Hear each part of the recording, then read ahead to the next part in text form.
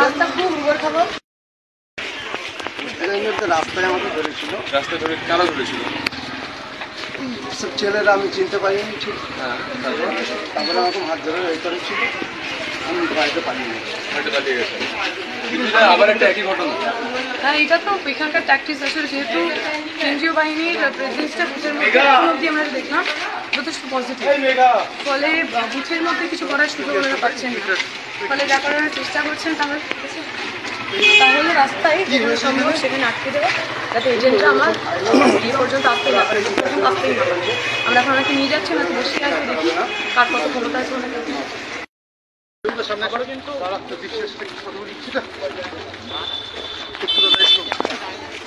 চলো যাবো।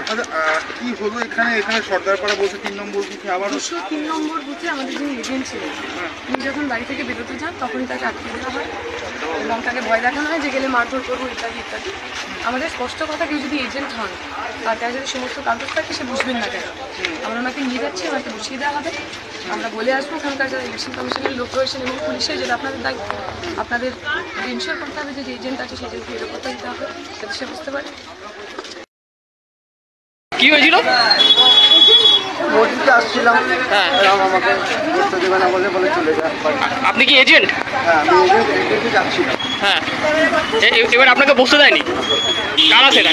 তারা কারা? সেটা ঠিক চিনতে পারি না, 2-3 জন ছিল। হ্যাঁ, 2-3 জন ছিল।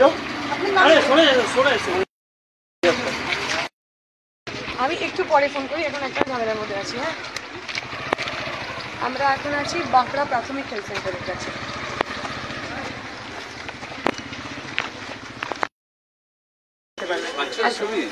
একেবারেই এজেন্ট দিয়ে শেষ পর্যন্ত তিনি বুথের ভেতরে গেলেন এবং যাতে এজেন্ট বসতে পারে আগেই তিনি নির্বাচন কমিশনকে নালিশ জানিয়েছিলেন। একেবারে বুথের ভেতরে বসালেন।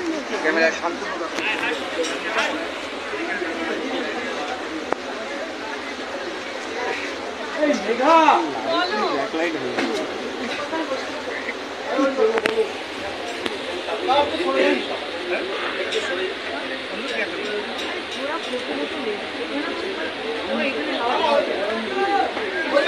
ঠিক আছে।